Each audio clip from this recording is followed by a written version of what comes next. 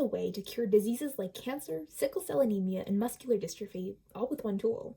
This very well may be the future, thanks to CRISPR genetic engineering. It all starts with DNA, your body's instructions.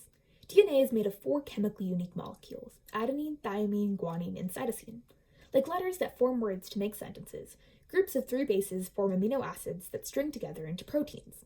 These sequences are stored in a double helix shape, with 2 complementary strands of DNA running anti-parallel to each other, the bases pairing up A to T and C to G. Remember those pairs, it'll be important. A gene is a section of DNA that codes for a specific characteristic, and the genome is the entirety of an organism's genes. CRISPR genetic engineering is a tool that lets us change those instructions, and it originates from the adaptive immune system of some bacteria. Scientists found a section of the bacterial genome that contained a repeating set of palindromic complementary base sequences, each with a unique spacer in between. They named the region CRISPR, for clustered, regularly interspaced short palindromic repeats. When a virus invades a bacterium, a protein cuts a portion of the virus's DNA and stores it in the bacteria's CRISPR region as a spacer. A process called transcription makes the complement of that sequence in a molecule chemically similar to DNA called RNA. That RNA then binds to a protein called Cas9, often referred to as molecular scissors. Cas9 uses that guide RNA like how the police use a mugshot. If it sees that sequence, it'll make a break in the DNA, preventing another attack from the same virus. The kicker is that the Cas9 protein is programmable.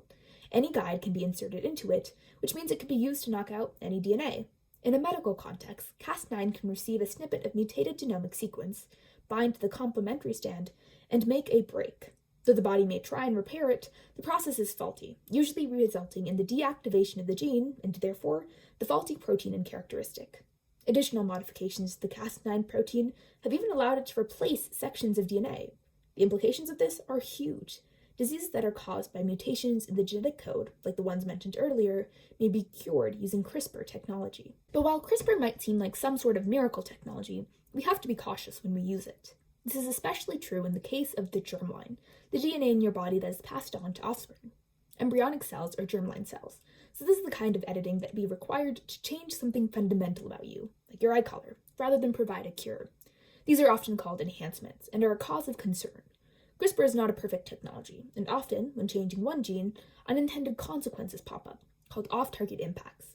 While in non-germline cell editing, these negative impacts are limited to one individual, in germline editing, that unintended consequence could harm thousands. While the information required to make most enhancements is still a long way away, CRISPR is a key example of the importance of caution in science. While it's undoubtedly an amazing feat that has the potential to benefit the whole world, we must make sure that we take the necessary precautions to keep it that way.